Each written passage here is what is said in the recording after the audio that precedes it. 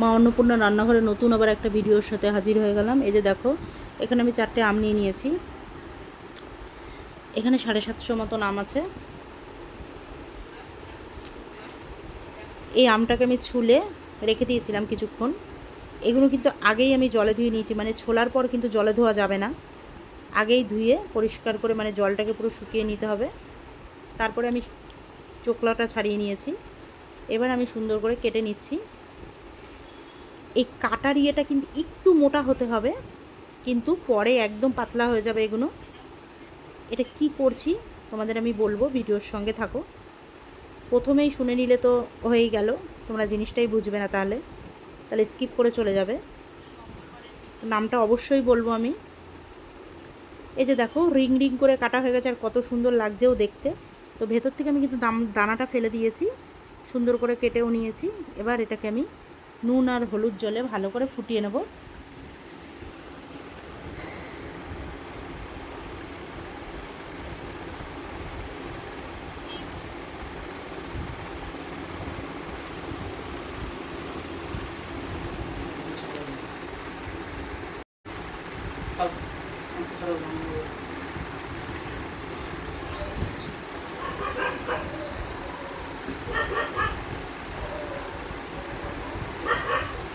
ভালো করে এবার একটু ফুটিয়ে নেব।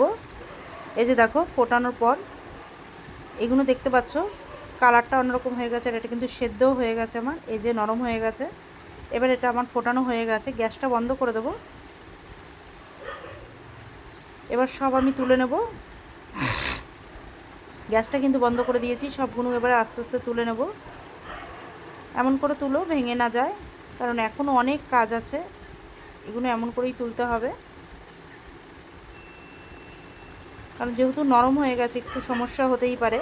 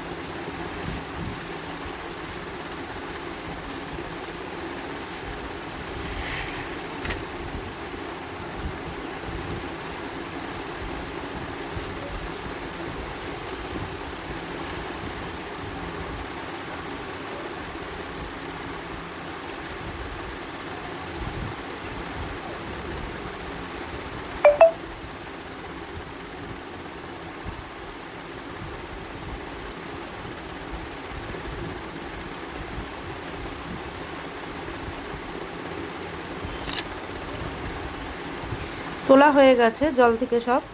এবার আমি আবারও কড়াই বসিয়ে দিয়েছি। এবার এর মধ্যে পরিমাণ মতো চিনি দিয়ে দেবো।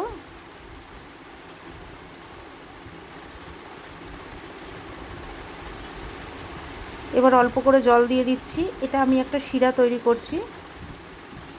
জলটা দিয়ে দেখো কালারটা অন্যরকম হয়ে যাচ্ছে।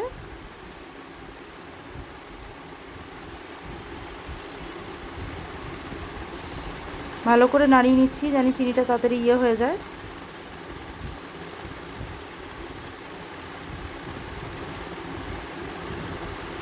নালে লেগে যাবে আবার তলা দিয়ে। হাতটা কিন্তু বন্ধ করা যাবে না, হাতটা এইভাবে নাড়াতে হবে, কারণ কি হাত বন্ধ করলেই এটা তলা দিয়ে পুরো মানে লেগে যেতে পারে। কারণ যেহেতু শিরার ইয়েটা একটু কম আছে, জলের ইয়েটা। এবার দেখো, গ্যাসটা বাড়িয়ে দিয়েছি, ভালো করে বলক এসে গেছে। দেখতে পাচ্ছ কালারটাও চেঞ্জ হয়ে গেছে। এই যে দেখো, শিরা মোটামুটি আমার গাঢ় অনেকটাই হয়ে গেছে। এবার যে আমটাকে আমি সেদ্ধ করে রেখেছি, গ্যাসটা একদম লোতে রয়েছে, সেই অবস্থায় এখন আমগুলোকে আমার দিয়ে দিতে হবে। অল্প অল্প করে দিয়ে দিয়ে আমি এগুলোকে এইভাবে আস্তে আস্তে তুলে নেব, এপিট ওপিট করে। এগুলো কিন্তু এর মধ্যে রেখে দেবো না, এগুলোকে তুলে নিতে হবে চিনির শিরার থেকে।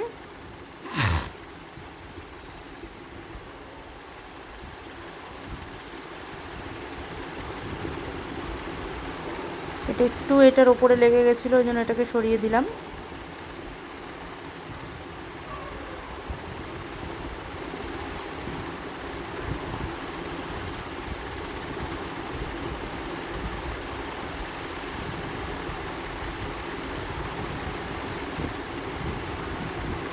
চামচ দিয়ে সবগুলোকে তুলে নিতে হবে আলতো হাতে, জানি একটা আবার একটার সাথে লেগে না যায়।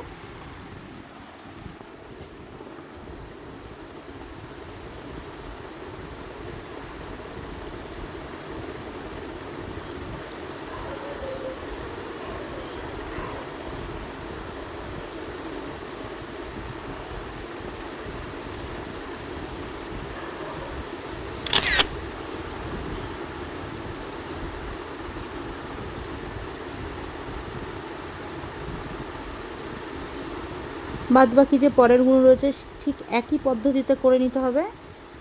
গ্যাসটা এবার কিন্তু আমি বন্ধ করে দিয়েছি।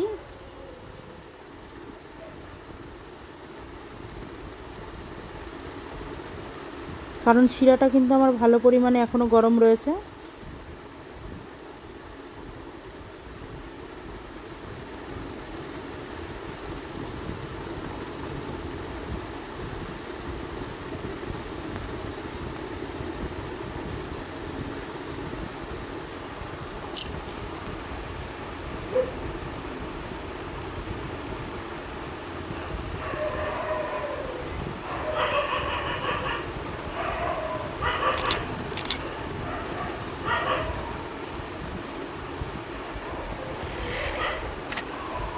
সবগুলো আমার তোলা হয়ে গেছে।